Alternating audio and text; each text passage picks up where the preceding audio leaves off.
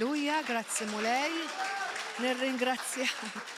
Grazzi mulej għal darboħra li edin hawnhekk propju biex nirċievu l-kelma li għandu l-mulej għalina fin-nuqqas tal-pastor tagħna u l-familja tiegħu imma li issa jkunu magħna fit-tmiem il-ġimgħa bil-grazzja t'Alla.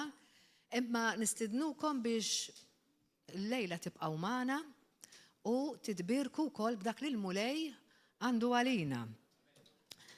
Mela, illum fil-ispirtu tiegħi kelli li l-mulej irid jenna fil-verità niskopru iktar lilu nnifsu Ġesu in persona, ġifieri għax verament il-kelma hija ovvjament Jesus is the word, huwa l-kelma. Imma illum li ħanidħlu fih u li Ġesu jrid jgħidilna li fih hemm kollox, right? U sta għalina biex naraw dir-rikkezza f'ħajjitna. Meta aħna ir-revelazzjoni li ħajkonna nipprattikawha. Hemm bżonn li nikbru fiha għax għad irridu naraw ħafna aktar minn dak li għandu għalina. Jekk aħna naqbduha b'revelazzjoni, jekk niftħu qalbna, il-mulej ħajaħdem ovvjament. Alright, issa, ħafna spiss nisimgħu il-kelma, anke hawn ġew spiss ngħiduha, żomm għajnejk fuq Ġesu, vera? Il-ħin kollu, keep your eyes upon Jesus. U Alla ħares ma nagħmlux hekk, għax jkun min fejn nispiċċaw. Imma fil-verità x'inkunu qed ngħidu meta ngħidu żomm għajnejk fuq Ġesu. Kif iżomm għajnejk fuq Ġesu? U ma tneħħihomx. Sewwa hawn daqsda distrazzjonijiet. Mhux daqshekk faċli, imma Ġesu illum dak li ħaniskopru bl-għajnuna mqazza tiegħu u tal-Ispirtu Santu biex nikbru f'dil ħaġa. Ħalli f'dan iż-żminijiet tal-aħħar li qegħdin fihom li Ġesu stess wissina li se jkunu żmien ibsin u li ħajkun żmien ta' erqa. Alright, jiġifieri aħna ma nkunux minn dawk li niġu mqarqaqat f'isem Ġesu Kristu. Għaliex għax aħna meta niġu hawn x'niġu nagħmlu? Niġew biex nitalmu nisimgħu il-kelma tiegħu, nissaħħu għax ikonna bżonn l-ispirtu tagħna nitimgħu bħalma nitimgħu il-ġisem, ma nistgħux inħallu l-ispirtu tagħna jiġġewwaħ għax jekk jiġġewwaħ ma jkunx b'saħħtu. Sewwa u l-affarijiet ta' Alla huma propju fl-ispirtu. Minn hemm irridu neħduhom. Jiġifieri jekk l-ispirtu jitaxxex ma jkunx b'saħħtu, ma tant se nirċievu minnu għalhekk l-ispirtu tagħna rridu nsaħħuh. Ma neffordjawx li nimmissjaw li ninaqdu flimkien, infaħru l-mulej bħalma minna llum, grazzi Mister Qaddis u bħalma dejjem nagħmlu. Imma il-preżenza tal-mulej meta nibdew infaħruh minn qalbna hija xi ħaġa li ma tix titlifha bl-ebda mod, vera? Issa d-dar tista' tagħmilha tajjeb ukoll u hekk għandu jkun. Imma meta ninaqdu flimkien, alright, hemm ċertu qawwa li l-mulej tonorah, jieħu pjaċir biha, jimxi fostna u iktar minn hekk għadu jaħrab għax ma jiflaħiex. Allura grazzi mulej li nidbirku b'dan il-mod. Issa nixtieq nagħmel domanda. Qed ngħidu iżżomm għajnek fuq Kristu. Nimmaġina id-dixxipli tiegħu meta kienu jgħixu miegħu, meta kien fid-dinja, għajnejhom kienu jkunu spiss fuqu Ġesu. Imma taħsbu li kien vantaġġ li għalihom li Ġesu kien jgħix magħhom, ikun kuljum magħhom tista' tgħid, jarawh fiżikament. Taħsbu li kien vantaġġ għalihom b'xi mod dan? X'taħsbu? Vantaġġ li jgħixu fiżikament ma' Ġesu? Ma nafx isu ħadd ma qed jirrispond. Kien vantaġġ li jkun magħhom fiżikament? Taħsbu. Ek tidher, imma ħanaraw xi ħaġa llum li forsi tissorprendina ftit. U żgur li kieku hija xi ħaġa sabiħa, jkollok il-Ġesu persona miegħek. Imma ħanaraw x'tet il-kelma tal-lum. Tinsewx dawn kien eventwalment proċess għalihom kien li qed isiru jafuh. Sewwa li qed isiru jemnuh għax tinsewx kienu qed jinqalbu minn reliġjon li kienu issa kienu ilhom tant jipprattikaw u qed jiġib kollox ġdid. Sewwa allura nimmaġina jien issa il-proċess ma kienx daqshekk faċli li jemnuh dak kollu li kien qed jgħidilhom. Altru mbagħad wara li miet u l-qawmien u mbagħad fil-qawmien hemmhekk is-soda il-fidi tagħhom sewwa. Imma sakemm kien fuq l-art ma kienx daqshekk faċli. Għalina llum li aħna ngħidu bil-fidi hija diffiċli xi kultant. Il-fidi aktar diffiċli li temmen bla ma tara, dawk kellhom lilu jarawh, imma llum aħna tinsewx għandna privileġġ iktar minnhom. U dak li aħna rridu llum nippruvaw nifhmu x'privileġġ, x'poplu Alla għamel fi Kristu u li ħafna drabi qed nieħduh for granted. Ejjew nibżu għal dak li Alla tagħna fi Kristu ta' iktar u iktar f'dawn iż-żminijiet. Aħna poplu li manna naqgħu qatt fil-biżgħat u fl-istender tad-dinja u frustrazzjonijiet li ġib magħha, qatt li fil-ġisem inħossuhom, imma fi Kristu bħalma kantajna llum li huwa kollox li insibuh u jipprovdilna kollox. Sewwa Ġehovah Ġajra, Ġehovah Nissi, għandu titlu isem għal kull bżonn tista' tgħid li għandna aħna. Ġifieri Alla huwa daqshekk kbir li għandu kull soluzzjoni, għandu kull risposta, għandu kull ħtieġa li għandna aħna għandu jkollna qiegħda fih. Issa, mela aħna nafu sewwa illum li Ġesu kien Alla meta kien fid-dinja. Kien Alla manifestat fil-ġisem. Meta kien mal-Apostli, l-ewwel Timotju 3:16 ħanibbekjawha bil-kelma. Hemm miktub bla ebda dubju kbir hu il-misteru tat-tiba tgħidlek of righteousness, tat-tiba ġifieri tal-ġustifikazzjoni. Kemm hu kbir dak il-misteru ta' kif iġġustifikana Ġesu li fih mingħajr ma minna xejn sirna ġusti. Li ġejna bla dnub, li mistaltna tad-dlam tħanna fis-saltna tad-dawl u li quddiem Alla aħna bla dnub. Bħalma tgħid il-kelma m'għandniex għalfejn nisħu nidħlu quddiem il-mulej il għaliex we have no shame or guilt għaliex għax Ġesu ħallas dak il-prezz għalina. Jiġifieri hekk qed jgħid hawnhekk kbiru dal-misteru. U der fil-ġisem. Alla nnifsu der fil-ġisem.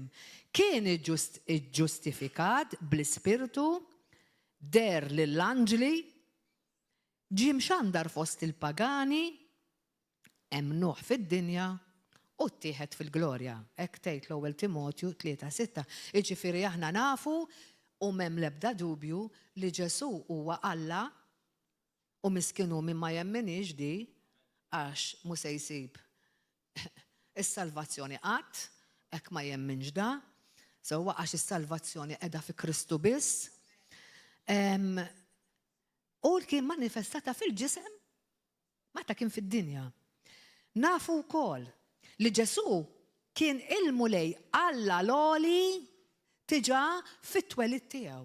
Hekk twieled Luqa 2:11 fejn jgħidilna illum fil-belt ta' David twildilkom Salvatur li huwa l-Messija il-mulej. Jiġifieri għal kemm aħna privileġġjati għax da hemm miktub ħallihunna miktub testament, all right, li aħna għandna dal-privileġġ li qed nafu x'ġara u ma ġarax. We are looking back. So, mhux bħalhom they had to look forward u ma dejjem fi żmien Ġesu dejjem iridu jħarsu għal dak li ħajjiġi li kważi huwa aktar qiebes milli aħna llum qegħdin nħarsu lura lejn dak li ġara. Għalina żed faċli qatt li ma naraw xejn, nemmnu biss irridu. Imma dak huwa requirement biss li Ġesu dejjem għalinna emmen. Emmen. Għaliex ikun daqshekk diffiċli kultant? Meta millinna daqshekk faċli. Imma. It-tri. Issa, din il-glorja li qed ngħidu li twildet, tinsiex, kien tarbija, kienet ingeżwra dil-glorja li hija Alla kienet imgeżwra ġo ġisem ta' tarbija. Ġo ġisem imma li għat li kien ċkejken u ma kellu ebda dnub. Ġesu ma kellu ebda dnub, qatt ma kellu dnub sewwa, imma still kien flesh. Kien ġisem. Ġisem bħal tagħna. Iżajja 53 qed naqrom daw biex aħna nifmu x'kellhom magħhom id-disċipli meta kellhom lil Ġesu magħhom. Iżajja 53 bħal xitla kiber qudiemna u bħal erq mill-art nixfa. Isimgħuha. Ebda bsura ma kellu u ebda ġmiel biex inħarsu leh, jew xi sura biex nitaxqu bih. Għalkemm kien innoċenti, id-tbatija u l-mart li ħafuqu kien evidenti u kien viżibbli fil-ġisem tiegħu. Ġifieri Ġesu meta ħa dak kollu fuqu għalina, raħ għall-mart, id-tbatija, saħtiet, immaġina dak kollu li hu kraħ u ħażin kien fuqu. U fil-ġisem tiegħu beda jidher, evidenti, il-ġisem ħadu, der. Għalhekk għalinna bla sura u bla ġmiel. Jiġifieri hemmhekk qed naraw għal darb'oħra is-sura tal-ġisem li ħadet dak il-forma, għat li ju kien bla dnub imma xorta ħafu u tagħna u der fih. Għandna Luqa 2:52. Ġesu kellu jikber fil-ġisem fiżiku tiegħu u fil-moħħ fiżiku tiegħu wkoll. Jiġifieri ma kienx mal-ewwel għaref u jafx kif tgħidha, ma kienx mal-ewwel għaref u l-grazzja ukoll kellu jikber fiha li jaf għal xi ġi fid-dinja, irid jemmina dil-ħaġa, dal-affarijiet irid jikber fihom ukoll. Ġifieri ma kienx faċli għalih laqqas ikun f'ġisem, ara kemm huwa qiebes il-ġisem ta' anki għalih ħaseb wara lina dal-ġisem kemm itellifna. Mela Luqa 2:52 jedinna hekk. U hekk Ġesu baqa' jikber kontinwament fl-erf, fis-snin u fil-grazzja. Baqa' jikber da fihom, ma kienx mal-ewwel kbir fihom, quddiem Alla u quddiem il-bnedmin, kollox naturali bħal kull bniedem ordinarju. Tistgħu timmaġinaw mela dis-sitwazzjoni għandek l-Alla kbir u għoli, ħa ġisem u beda jgħix normalment, ordinarjament ma daw id-disċipli. Li meta kienu jarawh, wisq probabbli ħafna drabi jafu li missieru kien il-mastru daxxa, rawh jikber u jilab ma' tfal, imma dak li kien qed jipritkalhom minu, kif iridu jemnuh? Kif iridu jemnuh? Sewwa ġifier ma kienx faċli għalihom. U propju għalhekk illum ħanaraw li l-persuna vera ta' Ġesu mottija taħt ġisem fiżiku, il-ġisem li kellu, kienet pjuttost ta' żvantaġġ, mhux ta' vantaġġ għalihom. Kif ħanaraw fl-iskrittura llum li kienet żvantaġġ. Għaddi xibqat li kienu jgħixu miegħu, jaraw l-opri tiegħu għax raw ħafna affarijiet, so waraw l-opri u l-mirakli li kien jagħmel. U di għandha tkun ta' talima lina wkoll.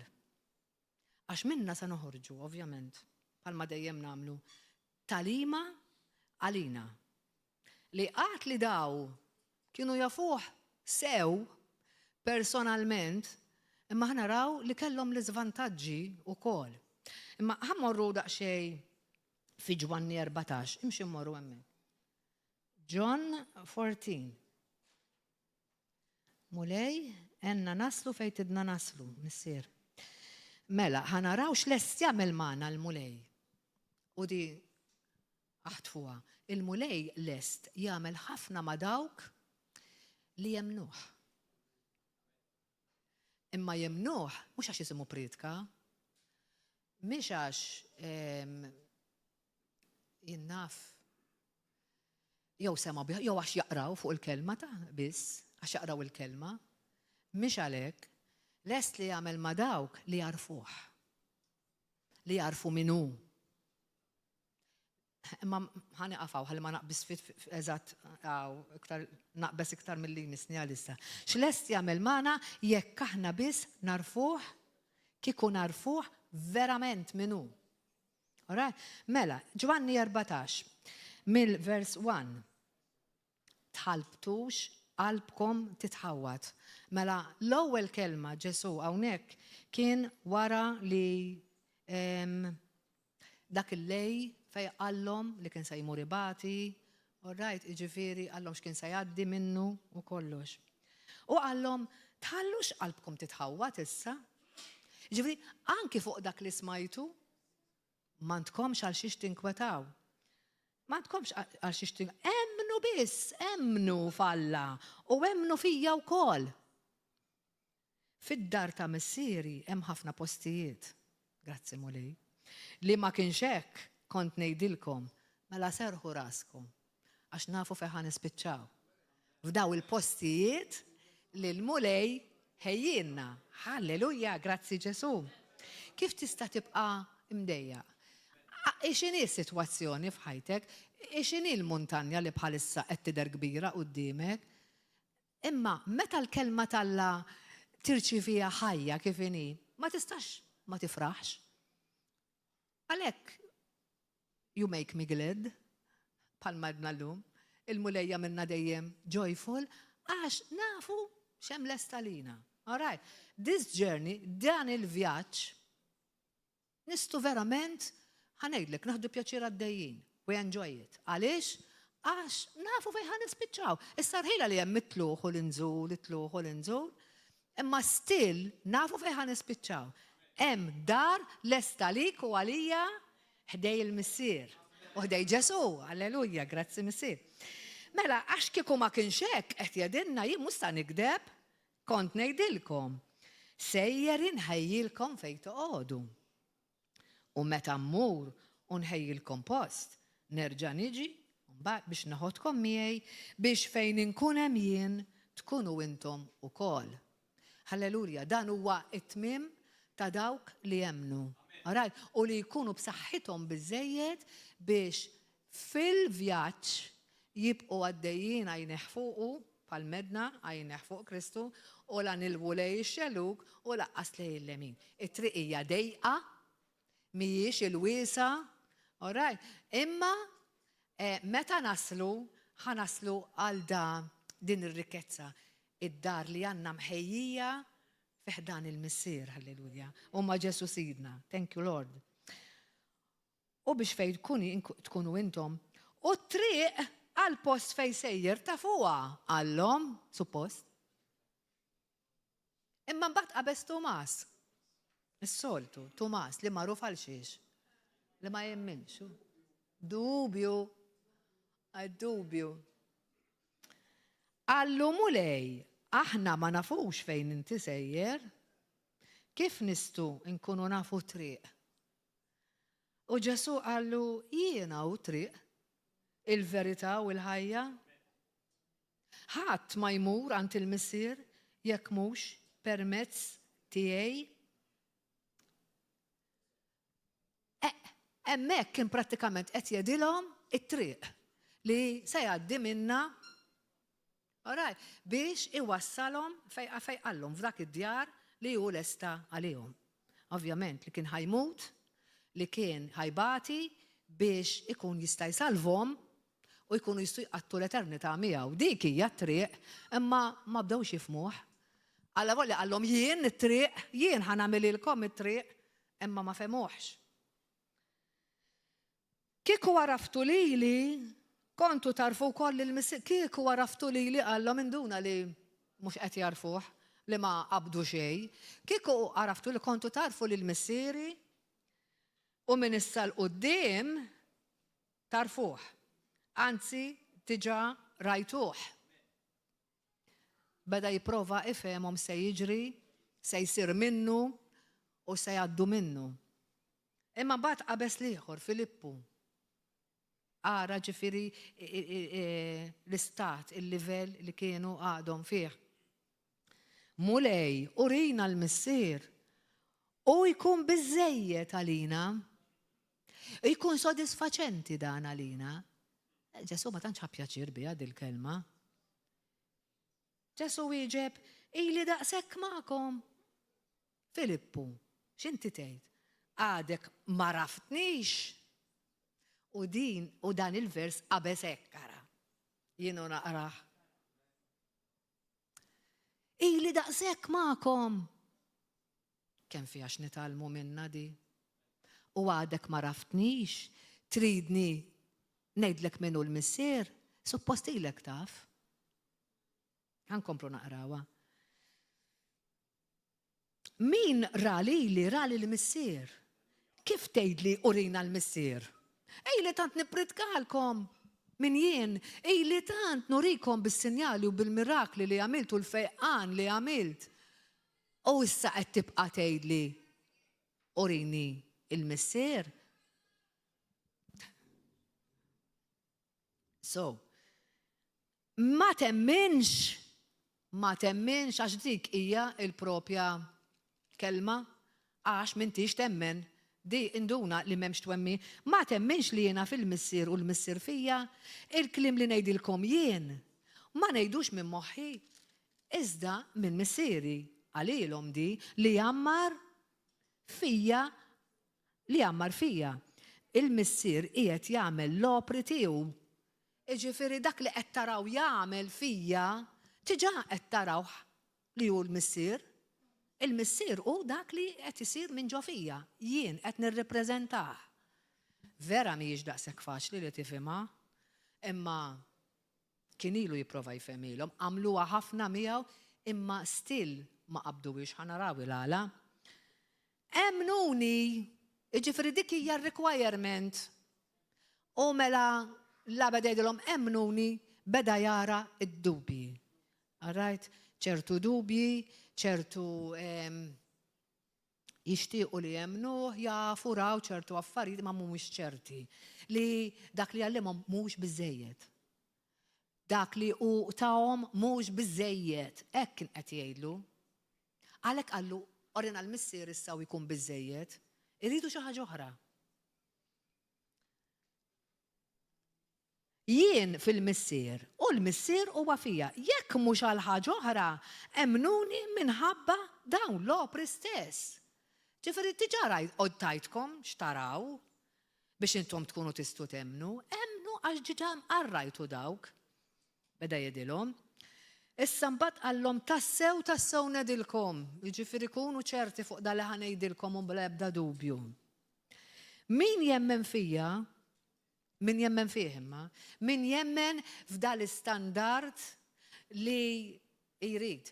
Mhux nemmen li għax smajt bih, għax nara xi film fuq it-television, għax nisma' xi priedka, għax nisma' xi testimonjanza ta' xi ħadd ieħor. Tajjeb dawk. Imma mhux għalhekk qed jgħid. Min jemmen fija li jien biss nista' nkun għalik, li jien biss għalik u m'hemm ħadd iktar, li jien biss nistantik kollox u żżid xejn, jien biss mhux jien u plas xi ħaġa oħra, jien biss nistantik kollox, meta niġu verament f'dan il-livell, u wkoll qed jagħmel l-opri li qiegħed nagħmel jien. Għaliex ċertu biss nies Alla jaraw daw l-opri. Nafu li hawn nies grazzi mulej li jaraw l-opri, mirakli iseħħu. Għaliex? Għax qegħdin naraw ir-requirement ta' Ġesu x'inhu? Il-fidi, ma vera fidi fih li hu biss, imma il-kelma biss irrid ikun għalina għax ħafna drabi indaħlu ħafna affarijiet oħra, inkluż Ġesu. Nemnu fih, nafu li huwa Alla, all right, ngħidu li nħobbuh, imma mbagħad għal ħajjitna mhijiex biżejjed għax inkunu rridu ċertu affarijiet oħra fil-ħajja tagħna. U jekk inkunu sinċeri, aħna irridu nammettuha. Issa, ma ħankomplu fuq di. Mela min jemmen b'dan il-mod fija, all right, għax qed jara qalbi, għax qed jara verament min jien, mhux qed jara l-fiżiku tiegħi biss kif kienu qed jaraw huma, u jiddubitaw għax minnu, għax jarawh jinħasel, u għax jarawh li jrid jiekol, jarawh bħalhom isir kollu araq, nimmaġinawhu, lakin fil-ġisem. Allura kienu qed jaraw il-fiżiku tiegħu biss, iktar milli kienu qed jaraw il-kobor li kien verament, li kien Alla. Għalhekk iddubitaw u ċassa meta qalulu orina l-missier.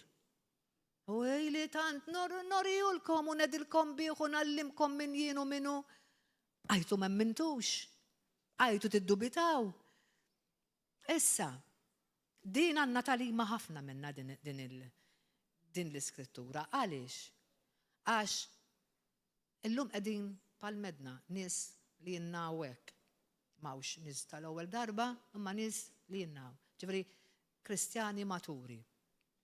Imma ħafna drabi niġu nisimaw il-kelma, għanna l-Ġesu, nisimaw il-prietki, namlu l-worship, nitfu id-diski fil-karozza, namlu wkoll xi ħaġa, xi skrittura fuq il-windscreen u dal-affarijiet.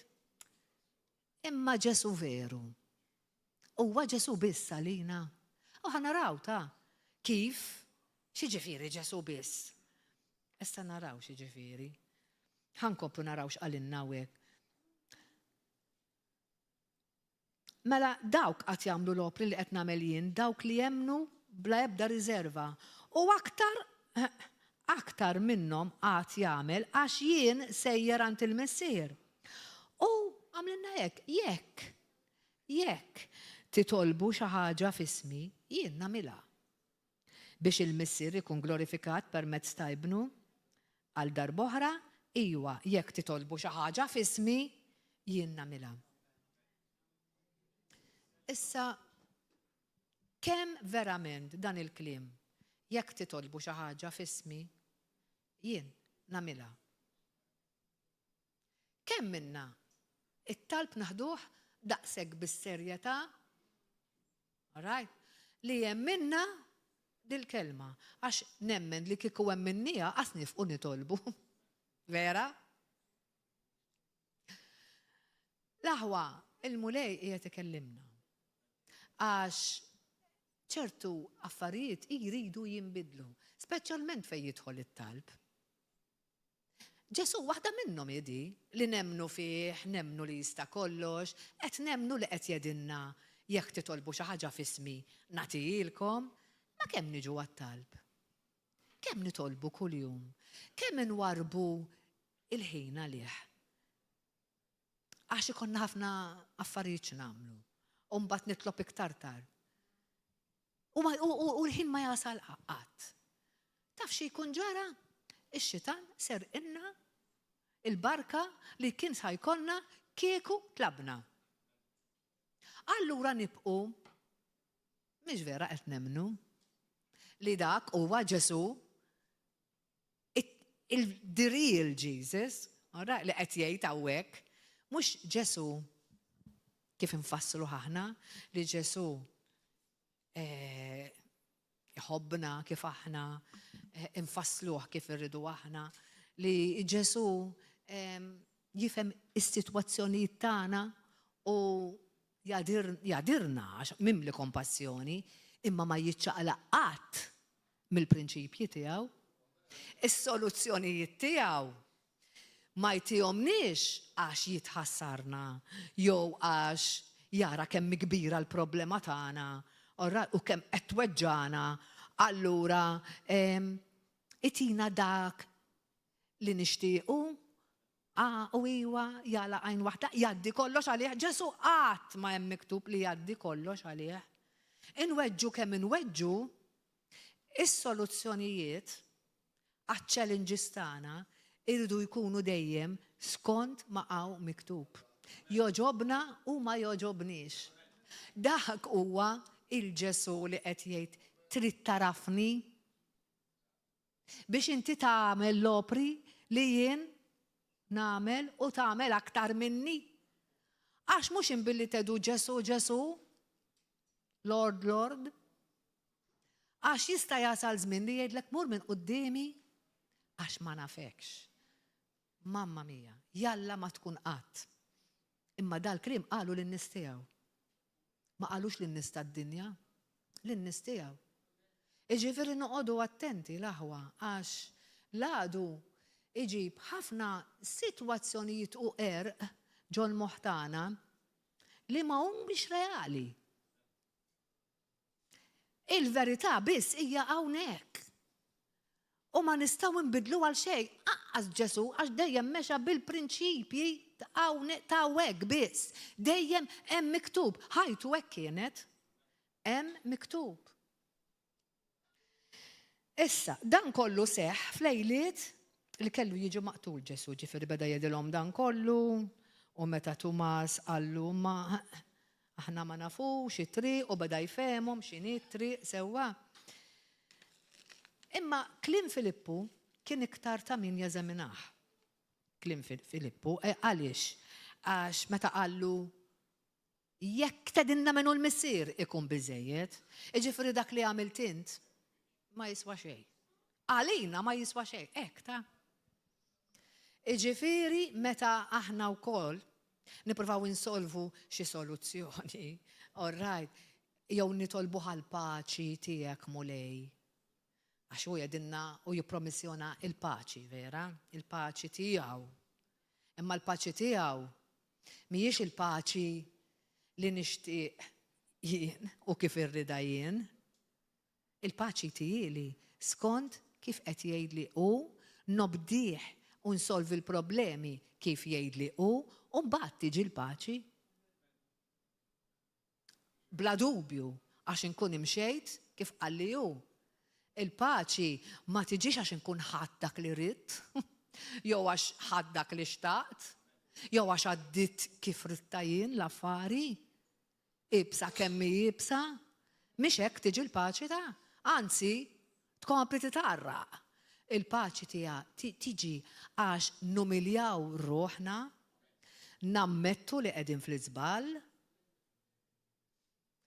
induru mis-sitwazzjoni li nkunu qegħdin fiha, nitolbu maħfra u ħalluh jaħdem. Hemm tiġi l-paċi għax inkunu mxejna skont ir-rieda tiegħu. Ġesu għalhekk dejjem jirnexxi kien mhux għax kellu sitwazzjonijiet tiegħu faċli, kellu sitwazzjonijiet ħafna ħorox, intaqa' ma' ħafna challenges, imma dejjem solvihom għax hekk rajt il-missieri jgħid, hekk rajt il-missieri jagħmel. Right. U kien iqum u qabel ma joħroġ għal-ġurnata x'kien jagħmel? Imur jitlob kull filgħodu. L-ewwel ħaġa dan Ġesu li kien jgħix fid-dinja f'ġisem imma kien Alla l-għoli fl-istess ħin. Wow. Xi ġmiel ta' Ġesu, ta' sultan, ta' mulej, ta' sid għandna. Huwa tassew rik, huwa tassew tal-aġeb, u iktar ma nqattu ħin miegħu, iktar tiġġenna liħ hija l-kelma. Ek, ma tistax taddi minajru.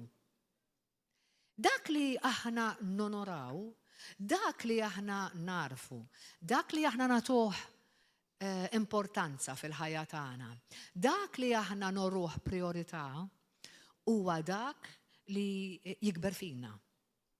Imma għal kontrarju, dak li aħna warbu, dak li aħna ma natux kas u ma nonorawx, ma nsibux ħena liħ, taf xi jagħmel bil-mod il-mod, joħroġ minn ħajjitna. Tal-biża, jinxef. U ħafna Kristjani, jekk ma nqodux attenti, hekk ħajjiġrilna. Għalhekk hija l-kelma tal-lum, għax dawn kienu nies għexu miegħu, jorqdu jqumu miegħu, imma kienu jaraw il-qoxra ta' barra biss tiegħu. Ma setux jaraw il-kobor li kien hemm ġo fih. Mela, Filippu qallu mule jorina l-missieru jkun biżejjed. Ġesu nafu x'irrispondih. Minix biżejjed bli urejtek, jiġifieri. Filippu kien ra Ġesu jagħmel mirakli, orajt, kien raħ jitkellem bla bħalma qatt kien ra lil ħaddieħor qablu jitkellem, ra li mħabba kbira ta' Ġesu li kellu għalih personali, madan kollu ħadu for granted u warbu lem. Qegħdin taraw xi ħaġa simili fil-ħajja tal-Kristjan ta' kuljum. Imma aħna għandna iktar responsabilità milli għandhom daw ta' iktar. Rajt, imma qegħdin naraw hawnhekk kull marrit għallhom li temnu. Imma fiċ-ċirkostanzi ma setawx jemnuh. Li kieku emnu qed jgħid hawnhekk għalhekk qallhom jekk temnu min jemmen fija wkoll jagħmel l-opri li qed nagħmel jien. Kieku emmintu kontu tagħmlu ħafna ħwejjeġ kbar. Hekk qallhom. Imma kieku emmintu. Emmintu fil-kobor ta' Alla. Emmintu għax ngħidu Alla kbir, Alla bla limituna. Imma meta niġi biex naġixxi fil-ħajja, meta nsib xi ċirkostanza qibsa, se nitfarrak, se ndur għal ħwejjeġ oħra, għal professjonisti, għal li hemm miktub fuq Google, għal li hemmhekk u għal li hemmhekk. Jew ħandur lejn Ġesu biss u fil-qawwa tiegħu. Nafu daqshekk tajjeb il-Ġesu. Nistgħu nażlu li rridu fil-ħajja għax għandna l-għażla. Tista' timxi hekk fil-ġisem u tista' timxi fl-ispirtu kif qed ngħidu. Imma l-affarijiet li jagħmel kif qed jedinnaw, l-opri li nagħmel jien u mbagħad qed jedin ma nistennewx li ħanamluhom u ma niċċassawx hekk ma narawx il-mirakli, il-fejqan, il-ħelsien u dak kollu li Ġesu qed jgħid. Jiġifieri hemm requirement biex naraw dak kollu li Ġesu ħallinna, għax ħallihunna, it's done, hemm qiegħed meta miet. Ħallinna kollox, ħallinna l-ħajja bl-abbundanza. Imma r-requirement hi li tittemmen għax Ġesu għalinna meta ġej sa nsib fidi.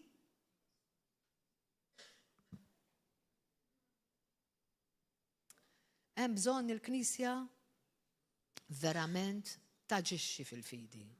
Taġixxi fil-fidi li tħares verament għajnejha fuq Kristu u fuq minnu. U iktar minn hekk, issa nafu li dan Alla li kien jimxi f'ġisem, illum qiegħed f'ġisem ieħor, wow, qiegħed fina. Ommi man. L-istess Alla kbir dal-kobor li qed insemmu qiegħed fina. Allura, jekk aħna nemnu dak li qed jgħid verament, suppost li qegħdin naraw il-kobor li qed jgħid, l-opri li suppost qegħdin nagħmlu. Biex tikber salt nagħtu. Għax ħafna min-nies iridu jaraw biex jemmnu. U jekk ma niġux f'dak l-istat, la ħajaraw u laqqas ħajemnu. U maħniex qed inkunu fir-rida t'Alla. Imma ħankomplu. Il-kelma sodisfatt xi ġifieri? Ġifieri mela hawnhekk qegħdin naraw qed nitalmu minnhom daw iż-żewġ personaġġi, Tumas u Filippu. All right? Imma meta qallu maħniex sodisfatti. Qallu irridu kturijunna lill-missier biex aħna nkunu biżżejjed għalina, rridu narawha. Il-kelma sodisfatt fl-Oxford Dictionary tfisser hekk li tilħaq l-aspettattiva, li ġifieri l-expectation tiegħek, all right, li tilħaq l-aspettattiva, il-bżonnijiet jew ix-xewqat ta' xi ħadd. All right, inti tissodisfa ġifieri hemm xi ħadd qed jippretendi xi ħaġa minnek, għandu bżonn xi ħaġa minnek u int tilħaq dik l-aspettattiva. Mela, is-sodisfazzjon hekk f'Ġesu suppost għandu jkollna sodisfazzjon f'kollox fih. L-aspettattiva tagħna għandha tkun li Ġesu mhu ħajonqosna f'xejn. Għaliex? Għax rajniha. Il-mulej u r-raj tiegħi xejn ma jonqosni. Qiegħda miktuba hemm. Sewwa, jiġifieri din hija weda. Il-mulej u rajti, xejn mu ħajonqosni.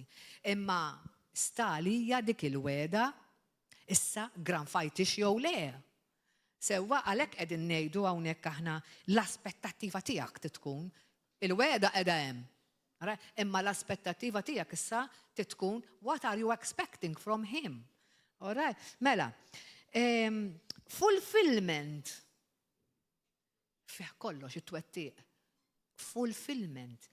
Alla huwa komplut. Ma joqsu xejn. Issa, li qed jgħidilna sewwa huma joqsu xejn. Għalfejn qed jgħallimna, mhux għax aħna jonqosna. Qed jgħidlek jien u dak il-bir mimli barkiet, ejja itfal barmil u tella. Bla imma bil-wejs tiegħi. Fim, kif qed ngħidlek jien, ħalli inti tara dak li jien irridek tara u tagħmel li rridek tagħmel iktar għax ma ġejniex biex tajjeb kieku ġejna salvati u tlaqna f'dak id-dar li semmejna fil-bidu li l-estalina. Tajjeb tiġi salvata u jieħdok fid-dar li ħejjalina li qrajna fil-bidu. Imma mhux hekk rid li dak li hu beda ma daw id-disċipli, ma daw l-apostli, irrid jibqa' jitkompla. Għadna sal-lum 2000 sena u fuqhom għaddejjin u min jaf kemm qatt irridu jitkomplaw jew hopefully grazzi mulej naraw jiġi fil-ġenerazzjoni tagħna. Halleluja, grazzi mulej ħad tkun hekk. Jalla jkun hekk. Imma hija missjoni li ħallinna. U li rridu nkompluha. U nirringrazzaw l-Alla għal daw il-momenti li nkunu miġburin flimkien. Fejn nkunu nistgħu noqogħdu ftit għall-kwiet, nitilqu dak kollu li għandna x'namlu d-dar, dak kollu li għandna x'namlu għax-xogħol, iċ-challenges nħalluhom warajna u noqogħdu nintlew b'din il-kelma li nafu li hija ħajja u li ħatamlilna d-differenza kollha. Jekk ma nagħmlux hekk fl-ispirtu tagħna, l-ispirtu tagħna se jiddajjef. U daw l-affarijiet huma kollha tal-ispirtu. Meta Ġesu lilna tagħna is-salvazzjoni u l-ġustifikazzjoni ġejna biss fl-ispirtu. 1/3 għandna tas-salvazzjoni, jiġifieri fl-ispirtu qiegħda hemm, imma tiġi rilisjata b'dan il-mod. Għaliex għax niġu hawn, forsi niġu għajjenin, imma jekk niġu bil-ġuħ, malaj il-mulej jerġa' jirrifreskana u jfakkarna li isma' neħħi dak leja li għandek minn fuqek u minn hemm u ftakar minn għamiltek, ftakar ta' minn int. Għandi l-kelma f'waqta llum għalik. Irċevija u għattwaħħa. Kun naf minn jien u toħodniex iktar for granted, hekk jgħid Ġesu qiegħed.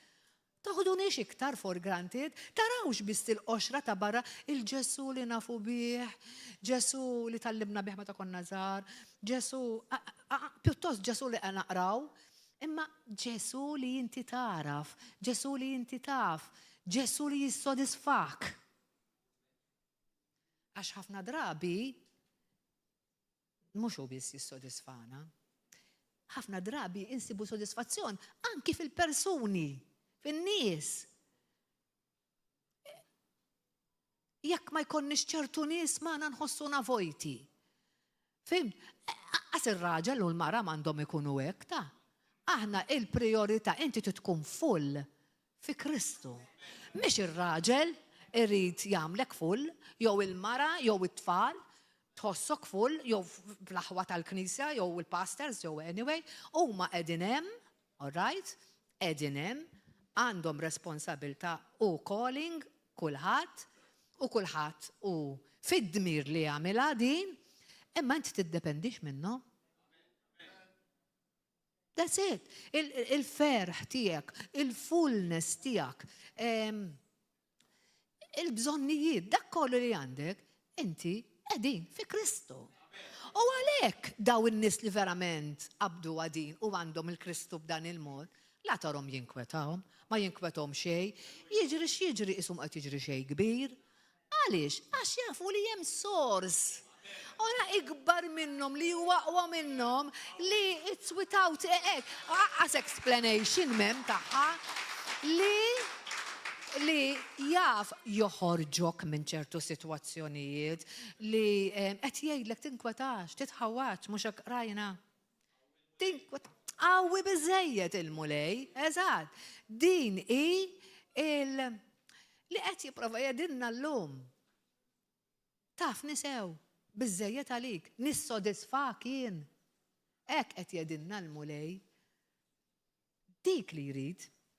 Mela qegħdin naraw xi tfisser li tkun is-sodisfazzjon. Tfisser ukoll li inti tipprovdi lil xi ħadd xi informazzjoni adekwata jew suffiċenti jew provi biex jiġu konvinti minn xi ħaġa. Ara ġifieri hekk kien qed jagħmel hawnhekk, jipprova jurihom li hu kien suffiċenti għalihom, m'għandhomx għalfejn joqgħod jorihom issa iktar min hu l-missier, jurihulhom biex jidher kif riedu. Mela skont Filippu, ara Ġesu ma laħaqx daw l-expectations. Skont Filippu meta qallu hekk, Ġesu ma laħaqhomx. Għax ikun biżejjed jekk naraw lill-missier. Meta kienu qed jarawh kontinwament fih ara x'għamad. Issa, għaliex Filippu ma kienx sodisfatt Ġesu. Hija teaching illum li ħatwassalna ma anki għalina biex tallimna sewwa. Għax Filippu kien jaf biss lil Ġesu fil-ġisem. Ma kienx jaf qalbu. Ħanedilkom xemm fi 2 Korintin 5:16. 2 Korintin 5:16. Kiteb hekk Pawlu. Għalhekk, ara kemm hu veru dak li qegħdin ngħidu, aħna ma narfu l-ħadd skont il-ġisem, qatt m'għandek tara fil-ħadd bil-ġisem b'dak li jidher. All right. Imma jekk arafna lil Kristu skont il-ġisem, għax fil-verità għamluha kienu, issa ma narfuħx aktar hekk. Maħniex qed narawh aktar hekk mill-faċċata biss, minn barra biss. The Passion Translation li ħafna drabi tfisser in-naħjar, qegħdinna hekk. So then, from now on, min issa x'issa nfetħu n-najnejna, from now on, we have a new perspective, qed naraw mod ieħor, that refuses to evaluate people by their outward appearances. Ġifieri issa maħna ħanoqogħdu nevalwaw il-ħadd minn kif jidher minn barra, minn x'jagħmel ma jagħmilx, mill-qoxra ta' barra.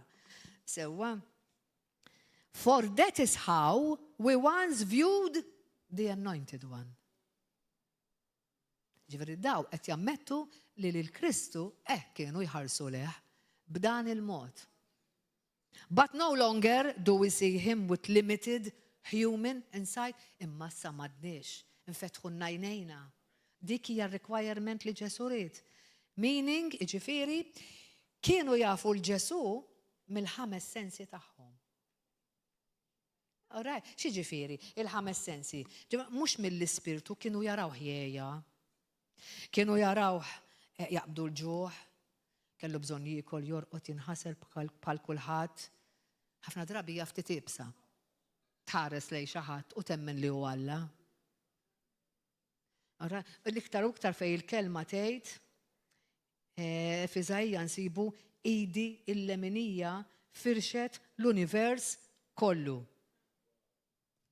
Mbagħad tħares u tara raġel forsi b'xaru mħarbta, għajjin, forsi b'saqaħ maħmuġin, miexi fitri. U tibda tgħid dan hu li firex l-univers. Bidu l-leminija. Imma kienu jħarsu leħ b'dan il-mod. Tal-bliħ. Ommi ma. Għad-disċipli tista' tibda tara l-Ġesu biss, imma aħna wkoll nistgħu naraw il-Ġesu fiżikament biss, Ġifieri ma noqogħdux inħarsu lejhom. Aħna wkoll nistgħu nħarsu lejh fiżikament. Għaliex, għax bħal-medna,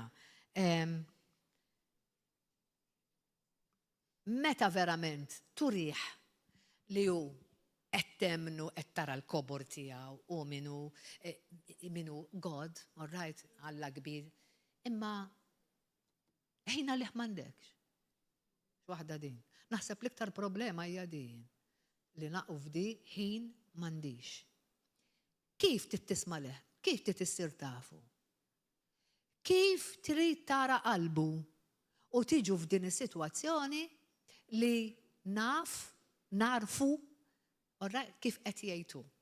Kif qed jgħid hawnhekk u li meta niġi f'sitwazzjoni bħalma ġew daw, meta qed jgħidilhom li sa jmur, li suppost jafu fejn sejjer, daw jisaqsuh mistoqsijiet banali.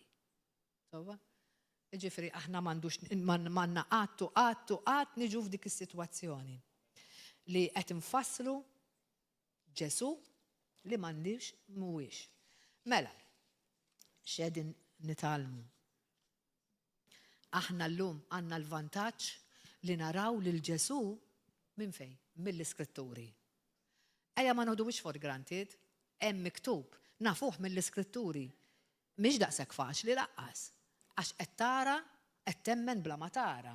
U permezz tal-Ispirtu Santu fina sa din oħra. Ma nistgħux naqbdu l-Iskrittura biss u ngħidu u ndawruha kif irridu biss, għax naqgħu f'periklu li nafu li forsi ma tkunx eżatt kif qed ninterpretawha. Irridu l-Ispirtu Santu. Irridu jkunu fl-istess biex inkunu Kristjani kif iridna Ġesu narawh. Noqogħdu attenti the Holy Spirit u l-Iskrittura biex hemmhekk inkunu ċerti li God is speaking. All right, ġifieri mhux waħda jew l-oħra, imma t-tnejn. Issa, Ġesu qal lil Filippu li kieku vera għarfu li kien vera, kienu kun għaraf ukoll lill-Missier. Rrid li jara minnu vera Ġesu minn ġewwa li hija l-istess ħaġa li qed tara l-Missier. Kieku verament rawh minn ġewwa raw qalbu l-Ġesu, kienu jkunu raw lill-Missier dik li qed jipprova jfehmhom, mela la kienu għadhom qalu li ma rawx il-Missier ma kienux emnu dak li hu verament. Aħna meta nemnu taf xi tkun il-qalb ta'. Ġifieri meta we receive something, meta aħna nirċievu xi ħaġa ngħidu irċivejna mingħand il-mulej, għax inkunu hemminna daqshekk. Inkunu hemminna u qalbna mbagħad dak li hemm fil-qalb għax tkun irċivejna jibda joħroġ mill-ħalq, għax dak li hemm f'qalbna joħroġ mill-fom u naraw il-manifestazzjoni. Għalhekk irdu noqogħdu attenti li nemmnu u ħafna drabi għax jgħidu taf kemm illi niddikjaraħħa dik l-Iskrittura. U tkun parroting għaliex? Għax ma tkunx niżlet fil-qalb. Nkunu qegħdin ngħiduha għax nafu li d-dikjarazzjoni se twaslek biex tara il-manifestazzjoni. Imma mhux hekk tara l-manifestazzjoni għax il-qalb tkun diġà mimlija bil-verità għax tkun aċċettajt emmint dak li Ġesu qal. Alleluja, grazzi missier, ġifieri għax dan huwa l-mod li jridu nagħmlu l-opri li qed jgħid Ġesu. Issa, meta Ġesu qallu hekk, ma kienx qed jalludi għal ġisem fiżiku tiegħu, il-mulej kien qed jgħid li kieku raw u fehmu lil qalbu ikun raw il-qalb tal-missier. Għax Ġesu u missieru huma ħaġa waħda. U issa qegħdin it-tnejn jamru fina. U l-Ispirtu Santu wkoll. Daqshekk aħna prezzjużi. Alleluja. U Ġesu kien rappreżentazzjoni perfetta tal-missier. Lut 1:3 jedinna, il-Lut Hebrews 1:3 u liben li juddija tal-glorja talla u ġbija tal-essenza tiegħu. U li jżomm id-dinja kollha biex bil-kelma setana tiegħu. Bil-kelma. Għandna xi dubju li l-kelma hija qawwija biżżejjed. Qegħdin nużawha l-aħwa. Qegħdin nużawha l-kelma biex ngħixu biha. Hawnhekk għandna skrittura tal-vera tal-ġen qed jgħidlek iżomm id-dinja kollha bil-kelma setana tiegħu. Wara li naddafna minn dnubietna għad fuq il-lemin tal-kobor talla fl-għoli tas-smewiet. U aħna miegħu, halleluja. Wow, kemm aħna prezzjużi. Kemm aħna prezzjużi, ejja ma noħdux xejn minn da kollu for granted. Għax nistgħu nitilfuh. Where the blood is, the Spirit comes. L-Ispirtu Santu jiġi fejn jara id-demm ta' Sidna Ġesu Kristu. Mhux kullimkien. Jiġifieri għalhekk it-twelid mill-ġdid neċessarju li verament inkunu mweldin mill-ġdid. Mhux bil-paroli biss. Noqogħdu attenti. Għax l-attitudni turi ħafna ta' kif il-Kristjan hu. U apparti li nitilfu ħafna minn dak li Alla jkollu għalina, imma ma nkunux ta' xieda tajba. Li suppost qed inkunu witnesses għalih aħna xieda ma nkunux. Mela irridu noqogħdu ħafna attenti għax jekk irridu l-qawwa tal-Ispirtu Santu. Tiġi biss jekk aħna verament it-twelid mill-ġdid verament jeżisti fina. Il-mod f'kollox, fl-attitudni kollha tagħna irridu noqogħdu attenti għax huwa il-mod ovvjament Alla jkun qed jarana. U iktar anki ta' madwarna. Aħna bħala Kristjani għandna standard għoli bħalma dejjem ngħidu. Hekk nagħmlu żball aħna jidher ħafna aktar milli tagħmlu xi ħadd fid-dinja. Ġifieri daqshekk vera ngawdu minn dan il-wirt imma l-mulej mbagħad jistenna ċertu livell minna wkoll. Mela kun żgur li inti mweled mill-ġdid. Mweled mill-ġdid għax għaraft lil Kristu li huwa biżżejjed sodisfaċenti għalik li ma ddurx skont l-opinjoni tiegħek kif taħseb li Ġesu għandu jaġixxi miegħek għax jitħassrek u għax mimli kompassjoni, imma għax taraf li Ġesu dejjem mexa skont il-prinċipji li hawnhekk. Dak huwa Ġesu. Mhux dak li aħna naħsbu u li ġieli nwasslu lil ċertu nies. Vera li huwa mħabba, imma ma jqgħodx għal kollox. Mhux kollox jgħaddi għalih. Irridu nkunu daw is-soldati ta' vera għal Kristu ħanikbru mhux aħna biss u ngħinu l-ħadd ieħor jikber.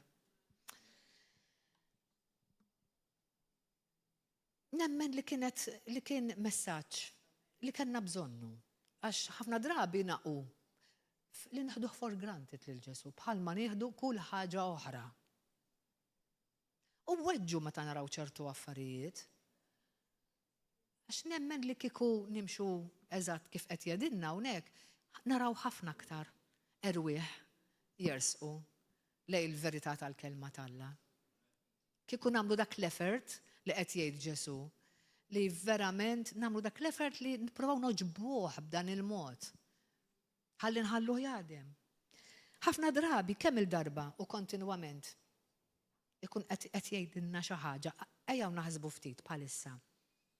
Jista' jkun li Ġesu forsi issa qed tgħaddilek minn moħħok, iwa taf kemm ilu jgħidli biex nagħmel hekk, taf kemm ilu jgħidli biex naqta' dik, taf kemm ili nħossa fl-ispirtu li għandi ma mmurx hemm jew dak huwa li inti taraf li ilu veru għax qed tħallih ikelmek, qed tinduna li hu qed ikelmek. Alright, mhux ġast ħsieb tiegħek. Jekk qed jgħidilna hekk, ejjew illum nagħmlu. Ara, għaddew iżgħet minn 6 xhur minn dis-sena. Ma tliż baqa' 6 xhur oħra biex naraw il-breakthrough, il-glorja t'Alla taħdem. Kemm fina, kemm fil-familji tagħna u kemm f'din il-Knisja. It's not too late. Il-mulej dejjem les biex jagħmlilna a fresh start. Jekk aħna nagħtu widen għal dak li qed jgħid. X'qed jgħid lil kull wieħed u waħda minna li għadna qed infoġġuh fuq l-iskaffa u li maħniex nagħmluh, maħniex nobduh. Ejjew illum nagħmlu riżoluzzjoni u ngħidu ara mulej. Dak li ngħidlek le, dak li ninjora dak li qed tgħid, illum ħanamlu. Ħankun bniedma ta' commitment, il-mulej huwa bniedem committed. Il-commitment huwa xi ħaġa li għandna bżonn nikbru fih. Sewwa huwa xi ħaġa li hemm bżonn verament neħduha bis-serjetà, mhux illum nedu mod, huwa dan nedu mod ieħor. Ma tafx fejn int, ma dak li jkun hekk jistax jaf dak jew le, dan affarijiet mhumiex sbieħ u hekk. Imma ejjew nuruh li huwa biżejjed għalina. Lesti biex nuruh li hu biżejjed għalina. Li jekk fil-passat żidna xi ħaġa ma dak li huwa hu. Dorna lejn xi affarijiet oħra, jissodisfawna affarijiet tad-dinja, jissodisfana t-TV, jissodisfana ċertu ħruġ, jissodisfana jinnaf ċertu ħbieb, biss. Le, tgħidli mela aħna mhux iwa qegħdin f'dinja, imma is-sodisfazzjon għandu jkun hu. L-bqija l-oħrajn, jekk ġew, hekk ma ġewx. Mihomx priorità. U bihom u mingħajrhom xorta. Ngħaddu, hekk irridu ngħixu f'kollox. Anki x-xogħol, ħafna drabi x-xogħol. Ma niġux il-fellowship bħabba x-xogħol. Għandu jkun. Le. Vera li kultant ma nistgħux nagħmlu mod ieħor, imma at least nippruvaw biex nirranġaw jew jinnaf naslu f'xi ħaġa li jekk ma tkunx imqar id-darbtej jew 3 darbit li nintaqgħu, tkun imqar darba għax Kristu għalinna li l-għaqda, ix-xirka għandha tkun. Ġifieri dawn huma affarijiet li forsi jidhru żgħar, imma li wara kollox huma dak li Ġesu qed jgħidilna hawnhekk iwassluna biex naraw il-qawwa tiegħu. Issa, xtaqt nagħmel qabel nagħlqu żewġ insights hekk fuq repentance u forgiveness. Għax ħafna drabi ir-repentance u l-forgiveness ħarbtu daqsxejn lil dak li jkun. Repentance, meta aħna qed ngħidu indiema għaliex qed netek, għaliex ovvjament meta inti lil Ġesu tgħidlu m'intix biżejjed, ħafna drabi mhux bil-kliem imma bl-attitudni. Irridu nindmu minna dil ħaġa, illum qed tiġibna aware tagħha l-mulej. Biex inti tindem minn din il-ħaġa, inti tistqar dak li żball li inti tkun għamilt. Sewwa u iddur minn dak li żball. Dik tfisser mhux ġast li tgħid iwa mill-żball u daqshekk, imma trid tagħmel issa a turnaround u ma tagħmlux iktar.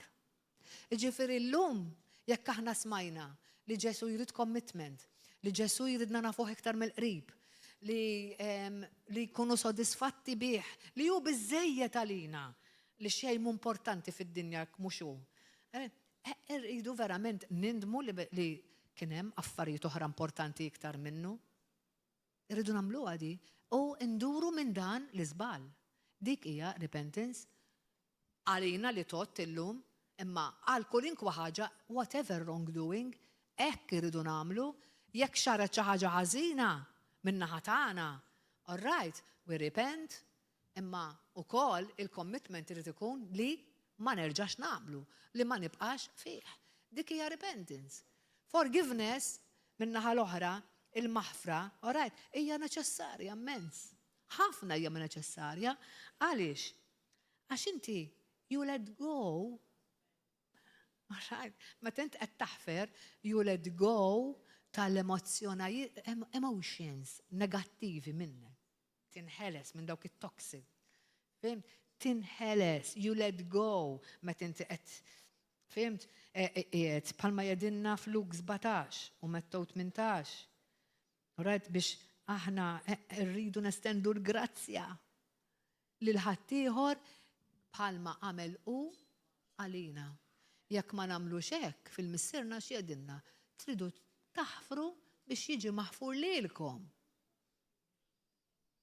Illum fl-ispirtu tiegħi ħassejt li għandna bżonn nagħmluhom it-tnejn l-aħwa. Għalina u għal dawk li qegħdin jisimgħuna fuq Facebook u fuq YouTube. Jekk verament inħossu li għandna bżonn naħfru il xi ħadd għax qed inħossu taqlin.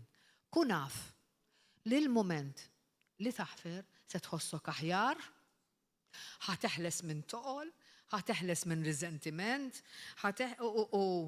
ħatħossok ħafna aħjar kuntent il-mument li tiddeċidi li taħfer.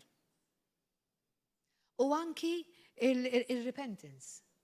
Jekk aħna għamilna xi ħaġa li forsi ma kenniex nagħmlu, ibsa kemm jibsa ejja ngħidu mulej. Ma rridx nerġa' nagħmilha di. Fil-verità ma rridx nerġa' nagħmilha. Ejni biex indur minn din is-sitwazzjoni għax waħdi ma nasalx. Lesti li nagħmluha aħwa di. Lesti li nagħmluha. Domnik titlaħi tajna ftit.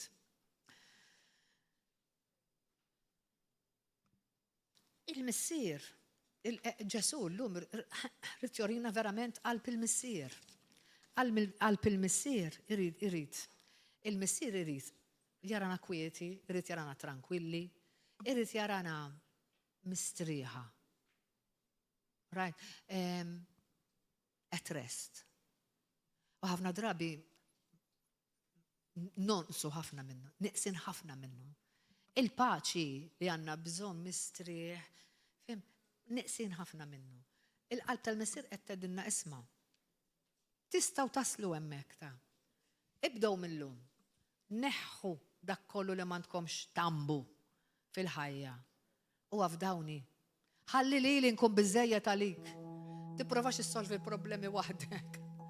Għax hekk tkun qed tagħmel lilek innifsek Alla.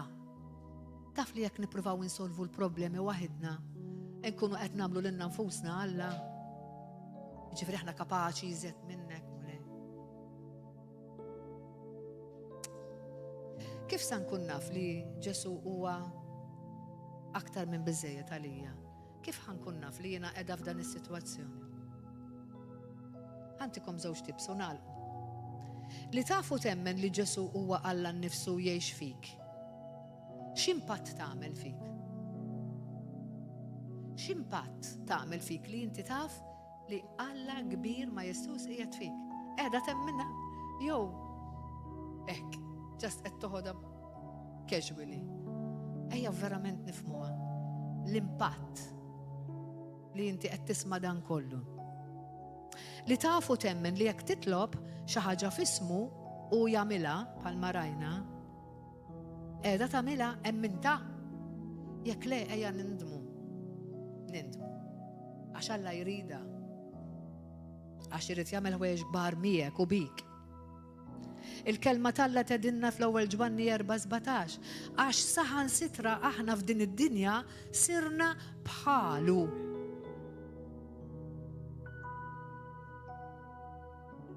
Fid-dinja, imma fl-ispirtu nikkomunikaw miegħu fl-ispirtu. Mhux kif naħseb moħħi f'dak li rċivejt f'qalbi. Illum li qed tisma' qiegħda temnu qed tgħid waw x'dax wirtu li għandi fi Kristu. Irrid narah jien, irrid nagħmel dal-commitment, ma rridx nibqa' aktar fil-livell li jien. Irrid nkun Kristjan li nġib glorja l-Alla ta' veru. Wow. Li taf li għal Ġesu ma jaddix kollox. Ma jalaqx għajn waħda. Mhux li qed taraħ bil-miktub u tibqa' tgħid imma jien ma nemminix. Imma minix konvinta minna di. Imma dik ma tapplikax għalija. Ma nistgħux neduha dik. So,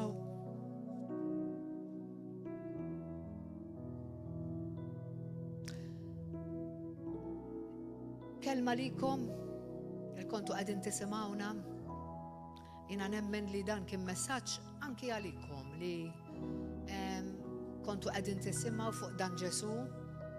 Ġesu li ħafna drabi kulħadd tipenġieħ u jimmaġinaħ kif jaħsebu, jew kif ġie imtella jaħseb hekk. Imma llum qed nurukom Ġesu, Ġesu ta' veru. Ġesu tal-Bibbja. Ġesu li jgħix fina jekk aħna nistidnuh. Ġesu li metalina u salvana mill-infern jekk aħna nirċivuh kif suppost. U llum għandkom l-opportunità li tistgħu tagħmlu hekk intom li qegħdin issegwuna. Jekk tridu dan il-Ġesu u titalmu iktar fuqu, nistedinkom biex tagħmlu din it-talba magħna. U anki intom li forsi qegħdin hawnhekk u tidu terġgħu tgħiduha din it-talba. Mister Qaddis, grazzi. Li llum għandi din l-opportunità li fil-preżenza tiegħek jiena qed niftaħ għajnejja u naraf minnu dan Ġesu. Ġesu, inti tal-aġeb, illum li qed nisma' bik, irridek tiġi f'ħajti. U iva, nammetti mulej nistqar li jiena midneb midimba li illum ma rridx nibqek u nemmen li inti biss tista' issalvani minn dan id-dnub mill-infern. U rridek tkun ħajti kollha. Irrid li nkun sodisfatt bik biss, mulej. Irrid li inti tkun biżejjed għalija, mulej. Għalhekk nistqar, mulej Ġesu, anzi nitolbok taħfir li dnubieti, mulej, kollha. Illum immil quddiemek u nitolbok taħfir li mulej u nistqar u nemmen li inti li bentalla l-ħaj, li inti mittalija fuq is-salib, li mittu u l-xuxtajt u li l-lum qiegħed fuq in-naħa tal-lemin Alla l-Missier. U nitolbok issa stess biex timlini bl-Ispirtu Santu, ejni biex ngħix din il-ħajja ġdida fik mulej u ejni nkoll biex verament inġiblek glorja bil-ħajja tiegħi, biex ngħix għalik biex verament inkun xhieda ħajja tiegħek u nġib glorja lill-Alla l-Missier u lilek f'isem Ġesu Kristu. Amen u amen. Grazzi mulej. Alleluja.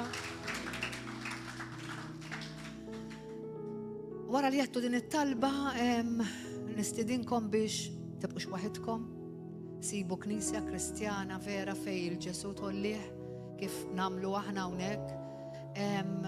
Hawnhekk nintaqgħu nhar terba, hawnhekk ġo River of Love, nistidnukom ukoll tiġu ssibu dak kollu li għandkom bżonn fil-ħajja kristjana tagħkom. Nintaqgħu nhar terba, nhar ta' Sibt u nhar ta' Ħadd, nhar terba u nhar ta' Sibt fis-7, nhar ta' Ħadd fl-10. Ikonna ħafna attivitajiet anke fost il-ġimgħa, talb, courses. U tkunu tisu tikbru fl-imkien f'din il-familja.